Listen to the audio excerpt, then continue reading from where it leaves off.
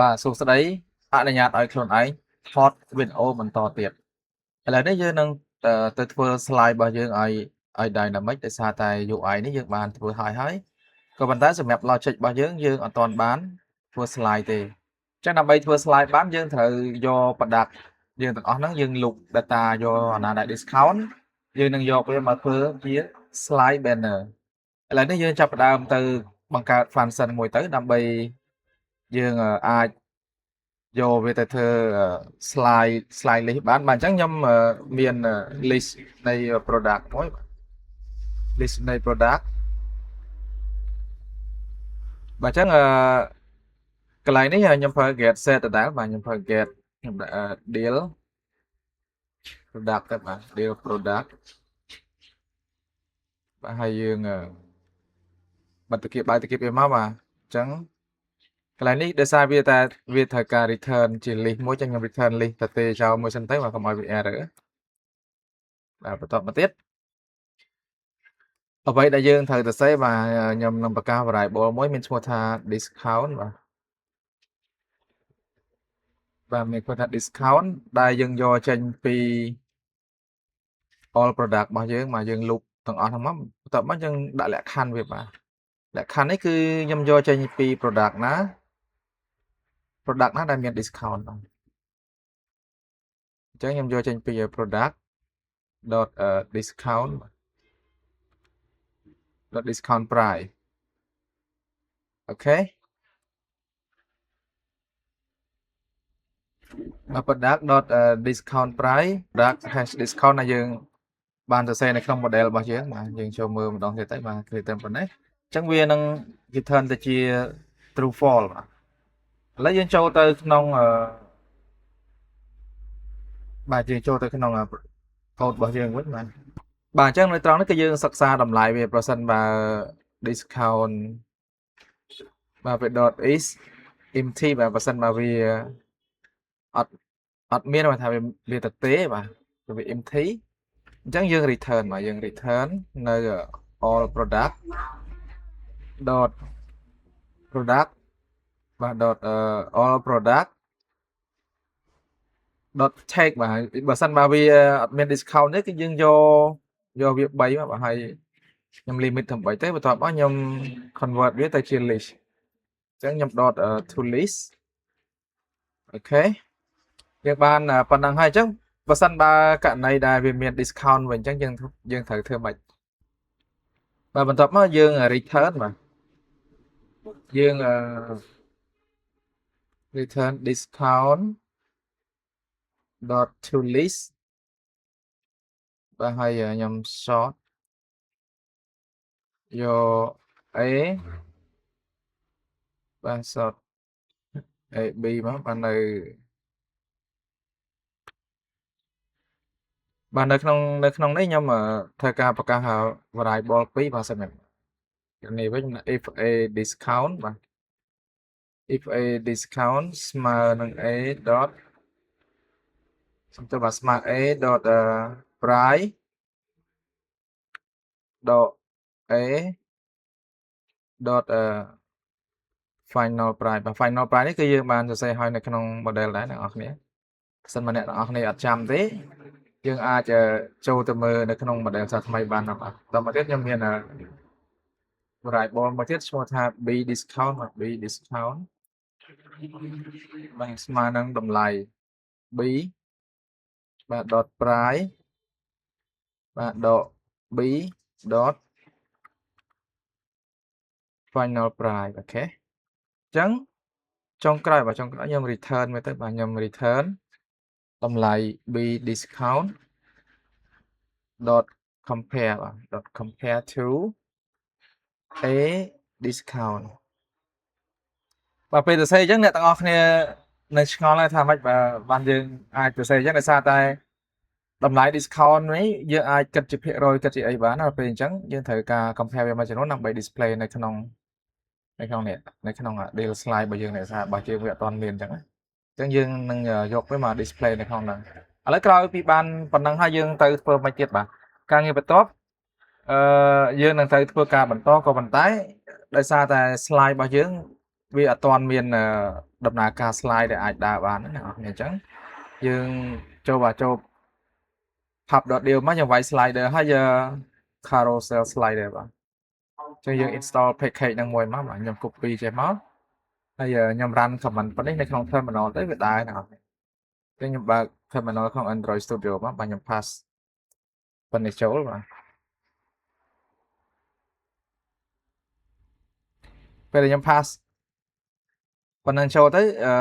វាចាប់ផ្ដើមធ្វើការបាទអញ្ចឹង install ចប់តែថាយើងមកមើលម្ដងទៀតដើម្បីបញ្ជាក់ថាវាចូលឬក៏អត់អញ្ចឹងតែយើងអាចដាក់ direct ផ្ទាល់នៅក្នុង PubSpeech មកក៏បានឬក៏យើងគ្រាន់តែសរសេរ command ប៉ុណ្ណេះក៏បានដែរពីរហ្នឹងវាអាចដំណើរការបានដូចគ្នាអញ្ចឹងណាសម្រាប់ការ install package នៅវីដេអូមុនក៏ខ្ញុំបាននិយាយពីការធ្វើ slide ហ្នឹងតែដោយសារតែពេលនេះ slide យើងវាមិនមែន static ដូចមុនទេអ្នកនរវា dynamic ពី dummy data របស់យើងមកអូខេចឹងយើងបានប៉ុណ្ណឹងហើយយើងទៅដាក់ slide បញ្ចូលទៅ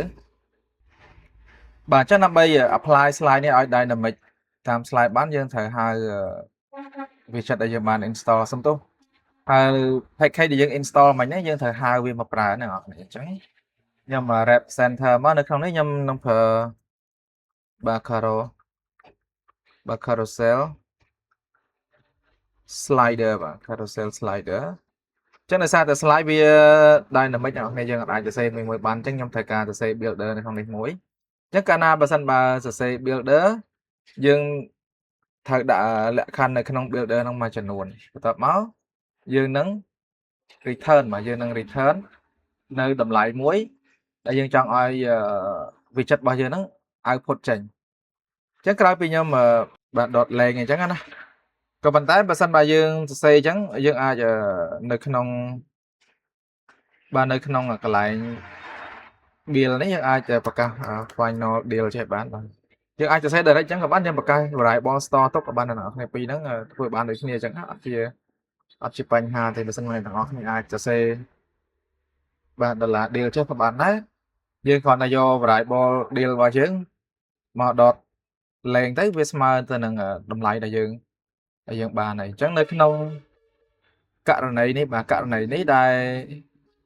លយើងធ្វើនេះយើងនឹងសិក្សាលក្ខខណ្ឌរបស់វាបន្តទៀតបាទយើងសិក្សាមើលថាប្រសិនបើបាទ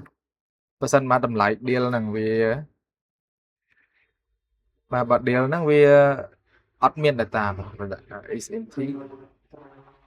empty អញ្ចឹងកន្លែងនេះគឺយើងត្រូវ return គឺយើង return បាទយើង return បាទខ្ញុំទៅ decor វាអ្នកនរគ្នាបាទយើង return sidebox បាទ dot string នេះមួយមកបាទអញ្ចឹងនៅក្នុងកន្លែង guest detector នេះបាទយើងវានៅ error នៅឡើយទេអញ្ចឹងយើងសរសេរវាអស់បាទអ្នកនរគ្នាវាអត់អស់សេចក្តីទេវានៅថែមទៀតអញ្ចឹងបាទបន្ទាប់ពីបាន item count ហើយយើងត្រូវការមួយទៀតគឺ item builder បាទ item builder អញ្ចឹងនៅក្នុងនេះគឺវាត្រូវការ3 parameter ឲ្យមានទី1គឺ context បាទទី2គឺ index បាទហើយចុងក្រោយគេហ្នឹងគឺ real index បានប៉ុណ្ណឹងទៅយើង return វាមកអញ្ចឹងយើងreturn អីគេទាំងអស់គ្នាអញ្ចឹងយើងស្រេចតែយើងទេបាទយើង return ឲ្យចេញអីគឺវាចេញហ្នឹងបាទអញ្ចឹងខ្ញុំនឹងបង្កើតនៅ function មួយមានឈ្មោះថា deal បាទ deal slide បាទ deal slide ចឹងខ្ញុំនឹងបង្កើត function ប៉ុណ្ណឹងឯងហើយនៅក្នុង function នេះបាទខ្ញុំបង្កើតជា widget function ទៅនេះវាត្រូវធ្វើចេះទាំងអស់គ្នាតែដោយសារតែយើងកាត់បន្ថយការសរសេរកូដច្រំដែរបាទយើង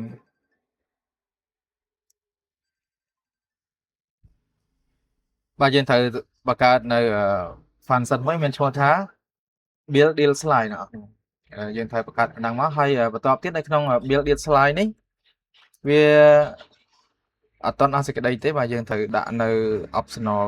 value មួយគឺខ្ញុំដាក់ product នេះ optional ថាតម្លៃវាមានក៏បានអត់ក៏បានវាអត់សំខាន់ណាអ្នកនរគ្នាអញ្ចឹងយើងនឹងកាត់នៅកន្លែងនេះយើងកាត់នៅកន្លែងនេះ កាត់ចេញមកបាទខ្ញុំបិទវាវិញទៅតើបងខ្ញុំផាសចូលនៅក្នុងបាទ deal slide នេះខ្ញុំផាសចូលនៅក្នុងនេះវិញបាទហើយនៅកន្លែងនេះគឺវាត្រូវការ parameter ណាអ្នកនៅក្នុង deal slide ហ្នឹងយើងត្រូវបោះ parameter វាអញ្ចឹងដើម្បីបោះ parameter បានវាត្រូវការនៅក្នុង deal របស់វាមួយនេះចឹងយើងដាក់ហ្នឹងមកយើងត្រូវការតែមួយធាតុទេអញ្ចឹងយើងបោះ index ឲ្យវាប៉ុណ្ណឹងហើយឬក៏មួយទៀតអ្នកនរគ្នាអាចសរសេរចេះក៏បានវាមាន key ច្បាស់លាស់អញ្ចឹងបាទអាចសរសេរចឹងមកអញ្ចឹងនៅកន្លែងនេះយើងគ្រាន់តែ control space មកវាចេញ key របស់វាអញ្ចឹងយើងផានទៅចូលវិញវាដំណើរការបានដូចគ្នាបាទអញ្ចឹងវានៅតែ error នៅឡើយទេបាទហើយនៅក្នុង deal slide នេះខាងលើនេះបើសិនបើវាអត់មាន value ទេបាទយើងបោះតម្លៃ null ឲ្យវាបានបាទដោយសារវា nullable បាទយើងបោះចេញមកបាទយើងដាក់បាទ deal slide បាទនេះសំទោសដោយសារវាជាប់ constant បាទខ្ញុំលុបចោលទៅ deal slide បាទយើងដាក់ចេញមកយើងដាក់ null ឲ្យវាក៏បានដែរឬមួយក៏យើងមិនបាច់ដាក់ក៏បានដែរដោយសារវា null ស្រាប់អញ្ចឹងណាបាទឥឡូវនេះវានៅ error ដោយសារតែយើងសរសេរអត់ដល់វា require នៅ option មួយបាទ option នេះយើងអត់បានសរសេរទេអញ្ចឹងយើងត្រូវទៅ declare option នៅក្នុង product សំទោសយើងត្រូវទៅ declare នៅក្នុង option នៅក្នុង carousel slider ហ្នឹងតិចបាទ carousel slide បាទអញ្ចឹងយើងដាក់ម៉ៅ property លើវាមកបាទសំទោសសេរីម៉ៅឲ្យចំមកគឺឃើញយើងនៅខ្វះនៅ parameter មួយគឺ option ចឹងនៅក្នុង option នេះគឺវា require បើសិនបើករណីយើងអត់សរសេរទេគឺវា error ចឹងយើងដាក់កូនចៅ carousel slider នឹងចូលមកបានមានទី1យើងយកកម្ពស់របស់ slide បាន178បាទហើយបាទខ្ញុំ format code តិចមកអ្នកនរគ្នាបាទទី2ខ្ញុំ per view បាទ view fraction នេះបាទខ្ញុំយកតម្លៃវា1បាទតទៅទៀតគឺយើងយក auto សំទោស auto បាទ auto play បាទ auto play នេះគឺយើងយកចេញពីបាទបើសិនបើករណីដែលវា deal.length ធំជាង1យើងឲ្យវា true បាទអញ្ចឹងចាំឲ្យវា play បើសិនបើវាអត់មានតែ1ទេមិន play ទេបាទករណីដែលវាចាប់ពី2ឡើងទៅយើងឲ្យវា auto play slide បានហើយនេះគឺជា algorithm ល្អមួយដែរអញ្ចឹងយើងនៅក្នុងនេះគឺយើងក៏អាច set នៅ interval របស់វាបាទមកថាយើងចង់ឲ្យ slide របស់យើងហ្នឹង play រៀងរាល់ប្រហែលវិនាទីរៀងរាល់ប្រហែលវិនាទីឲ្យវាដើរម្ដងមកអញ្ចឹងយើង set auto play interval ទៅបាទខ្ញុំដាក់នៅ duration បាទ duration ចឹង duration នេះយើងអាចយកចេញពី second បានបាទយើងអាចដាក់4 second ឬក៏5 second អីទៅស្រេចយើងទេបាទយើងស្រឡាញ់ប៉ុណ្ណាដាក់ប៉ុណ្ណឹងទៅបាទហើយ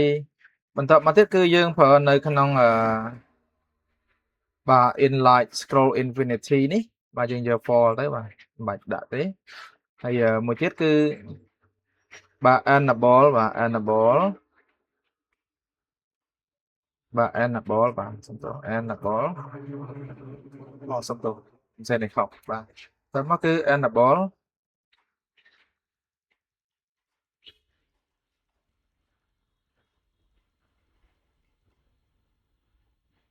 សំទោសនៅក្នុង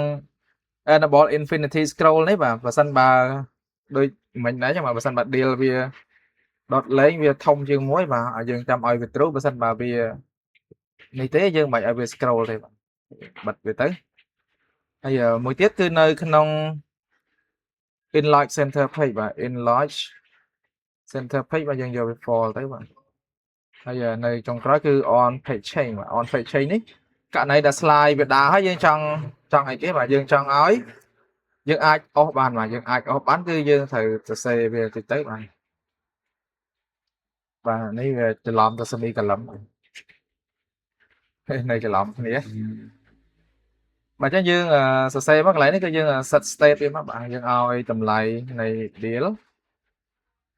បាទ deal slide index បាទយើងឲ្យ deal slide index ហ្នឹងស្មើ index អញ្ចឹងដោយសារ deal slide index យើងអត់តាមបានប្រកាស variable វាទេណាអ្នកនរអញ្ចឹងយើងអាចប្រកាសវាជា integer ត្រង់នេះមកបាទយើង init វាឲ្យស្មើ0ទៅអញ្ចឹងមានន័យថាវានឹងចាប់ផ្ដើមធ្វើការពី index ទី0ទៅរហូតដល់អស់ index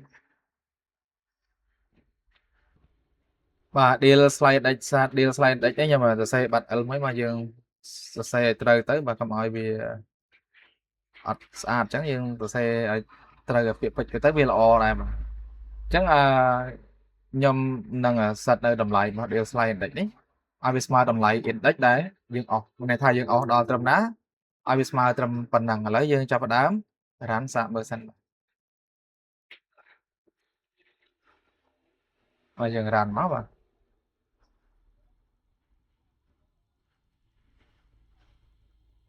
ទឃើញថា slide ដែរអ្នកនរគ្នារូបវានៅ fake នៅឡើយទេហើយបន្ទាប់ទៅហ្នឹងគឺយើងត្រូវទៅធ្វើការមកជុំវិញអស់ហ្នឹងបាទយើងទៅធ្វើការជុំវិញហ្នឹងទៅដើម្បីឲ្យ content នៅខាងក្នុង slide នេះវា dynamic តាម item មួយបាទអញ្ចឹងអ្វីដែលយើងត្រូវធ្វើគឺនៅក្នុងនេះឯងអញ្ចឹងយើងដាក់មកអ្នកនរគ្នាវាតិចតួចដែរទេបាទ scroll មកទៅបាទដូច limit offer នេះ today deal នេះកន្លែងនេះវា fake អញ្ចឹងយើងត្រូវការធ្វើឲ្យវា dynamic ឯងបាទឥឡូវខ្ញុំកែពីរូបភាពទៅមុនបាទរូបភាពនេះ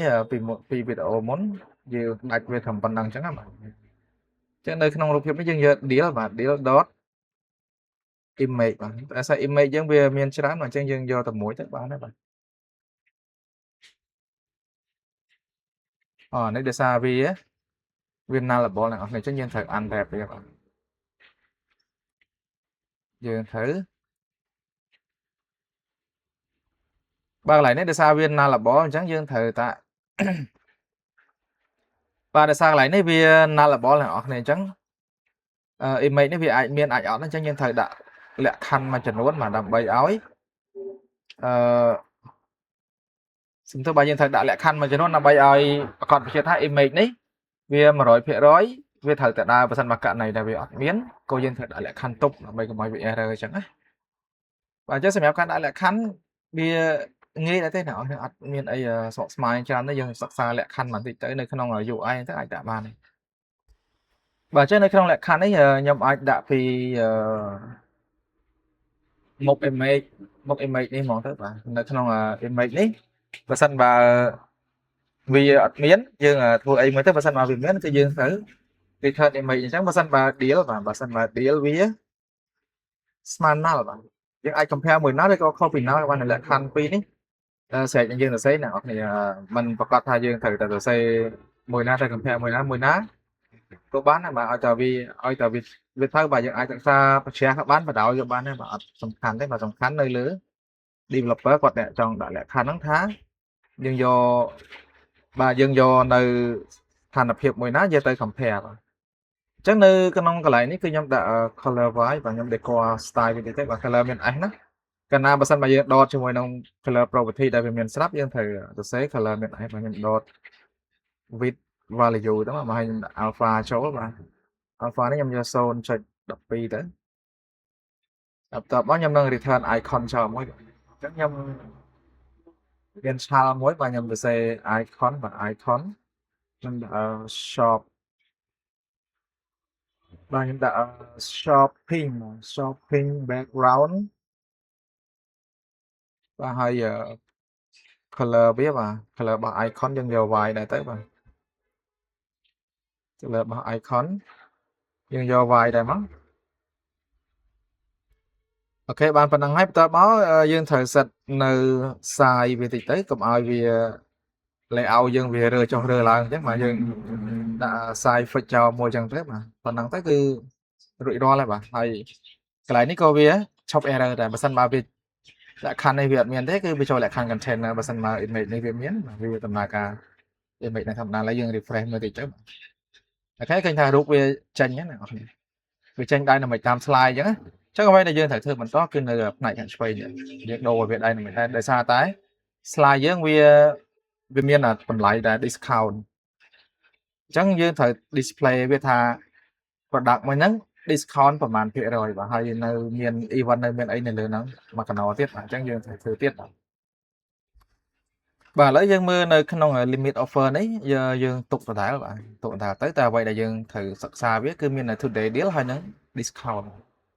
ញ្ចឹងករណីដែលវា today deal dương today deal là đó tất cả này đã product năng về discount dương năng apply nữa discount style cho nên cái này vì dương ai sắc xa nơi thân ông tay cái này bán mà dương sắc xa mà if a deal với copy nào là xong tôi bảo percent bảo về smart nào bảo về trên today deal tất cả này đã ọt tế cứ biết thời tranh đấy đầm lại discount mà chẳng tranh nơi đầm lại discount dương xe trong mắt mà dương đã discount mà dương sẽ discount phần năng cho máu hay dương to xong tôi chẳng đã sinh nhà phía rồi hay dương đã off chạy còn bắt nó bên là dương sẽ discount phần năng vì ở trên nhé bạn là sao discount đấy vì thời ca bạc nơi và đại ball mới sẽ mẹ rồi đầm lại discount chẳng dương thử từ mưa nó nóng ở vì chất bao nhiêu mà discount nó cái sẽ điểm mất rồi bà chắc như mà mưa nơi nóng ở function và đặc đây là slide bao nhiêu mà dương bạc và đại ball này final bao nhiêu plus này show với mà discount smart bà smart nó đầm lại đại dương vô tranh phí action bao nhiêu mà sân bà deal với smart nào mà percent bà về smart nào dương đã về sâu ta percent bà ọt tế bà ọt tế dương thử tự đã lại khăn với bà dương vô deal đọt năng price vàបន្តមកទៀតគឺយើងដកតម្លៃ deal dot final price បាទ dot final price បាទអញ្ចឹងខ្ញុំរៀបកន្លែងនេះខ្ញុំរៀបសញ្ញាវងកញ្ចក់មួយទៀតមកបាទដើម្បីពេលយើងធ្វើការទៅយើងមានកន្លែងសរសេរគ្រប់គ្រាន់អញ្ចឹងណាបាទខ្ញុំយកវាទៅចែកបាទចែកនឹង deal បាទ deal dot price បាទបន្ទាប់ពីចែកបានប៉ុណ្ណឹងហើយបាទខ្ញុំថែមវងកញ្ចក់វាមួយទៀតបាទថែមវងកញ្ចក់មួយទៀតតើមកខ្ញុំបាត់វងកញ្ចក់មួយទៀតបាទអញ្ចឹងកន្លែងនេះគឺយើងយកវាទៅចែកនឹង100បាទសុំទោសបើចែកឲ្យយកវាទៅគុណនឹង100ណានេះហើយករណីនេះបើសិនបើវាមានលេខច្រើនយើងអាចរោនវាបន្តិចទៅបាទគាត់ថាតម្លៃអញ្ចឹងយើងអាចរោនវាបានណាជាបញ្ហាទេអូខេខ្ញុំហត់ reload មើលមួយសិនបាទអញ្ចឹងឃើញថាវាចុះតម្លៃនៅ discount គឺ 13% តែករណីដែលយើងអត់រោនបាទអត់ដល់វាអាចចេញលេខរៀងលៀងគ្នាតិចតួចអញ្ចឹងណាបាទយើងរោនវាទៅវាស្អាតជាងបាទលេខអញ្ចឹងវាមិនអាចទួចយកបានទេបាទអញ្ចឹងយើងរោនបន្តិចទៅបាទឲ្យវាមើលទៅវាល្អមើលវាលៀងគ្នាតិចតួចទេបាទអូខេបាទអញ្ចឹងបានប៉ុណ្ណឹងហើយបាទខ្ញុំ format code តិចមកបាទឲ្យវាស្អាតបាទអញ្ចឹងមានន័យថាតម្លៃនេះវា dynamic ហើយអ្នកនរគ្នាបន្ទាប់ពីតម្លៃ dynamic ហើយយើងត្រូវទៅមើលនៅកន្លែង discover new arrival ហើយនឹង shopping មួយទៀតបាទអញ្ចឹងយើង scroll រកពាក្យ new arrival មិញមកបាទនេះកន្លែងនេះគឺ new arrival អញ្ចឹងកន្លែងហ្នឹងយើងដាក់លក្ខខណ្ឌដូចគ្នាបាទលក្ខខណ្ឌអត់ដែរទេបាទយើងដាក់ percent bar deal with manal អញ្ចឹងយើងឲ្យវាចេញបាទ deal manal យើងឲ្យវាចេញ discover new arrival តែបើសិនបើអត់ទេបាទអត់ទេយើងឲ្យវាចេញតម្លៃដែលយើងចង់ display មកយើងអាចដាក់សញ្ញាដុល្លារមកបាទបើសិនបើយើងចង់សរសេរច្រើនមកយើងដាក់អញ្ចឹងយើងដាក់ deal dot deal dot name បាទ dot name ហើយកន្លែងនេះយើងអាចសរសេរចេះបានមកយើងសរសេរបាយហ្នឹងគឺយើងតមួយទៀតបាទយើងតជាមួយនឹង brand name របស់ product បាទយើងសរសេរយក deal បាទ deal dot brand អូខេងាយដែរទេបាទមិនប្របាក់ទេបាទអញ្ចឹងចេញនេះ Nike shoe by Nike អូខេបន្ទាប់ពីប៉ុណ្ណឹងទៅយើងនៅសល់មួយទៀតគឺពាក្យ shop now បាទ shop now នេះវាមានលក្ខខណ្ឌដូចគ្នាដែរបើសិនមកករណីដែរបាទ deal វាបាទ deal ស្មើនឹង null បាទអង់គ្លេសគេហៅ null ហ្នឹងបាទអញ្ចឹងdeveloper ស្រុកខ្មែរភាគច្រើនបាទគឺយើងនិយាយពីយើងនិយាយ null ហើយបាទ null ក៏ដូចជាគេស្ដាប់មិនបានដែរបាទអញ្ចឹងកន្លែងនេះយើងអាចដាក់ shop now ទៅបាទតែបើសិនមកវាមាន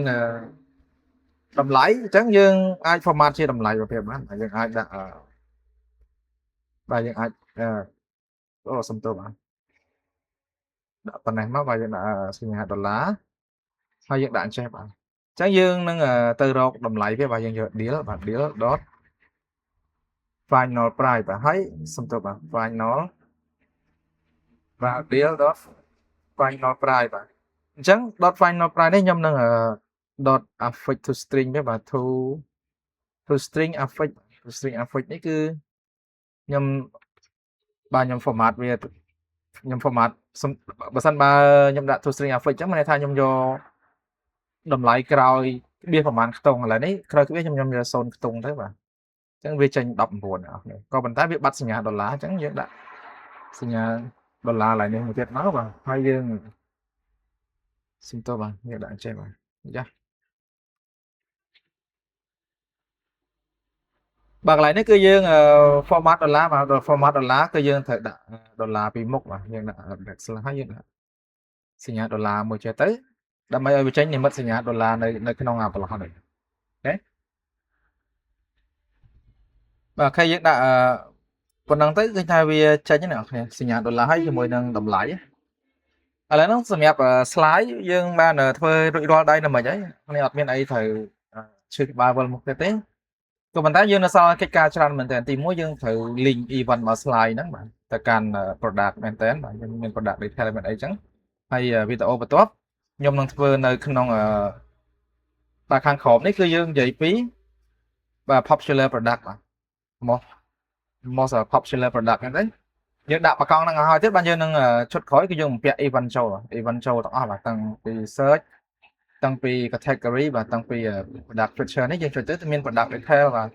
នៅក្នុង product detail មាន add card មានអីចឹងទៀតបាទហើយបើសិនមកយើងចុចពីនេះទៅក៏ចេញ product detail ដូចគ្នាហើយ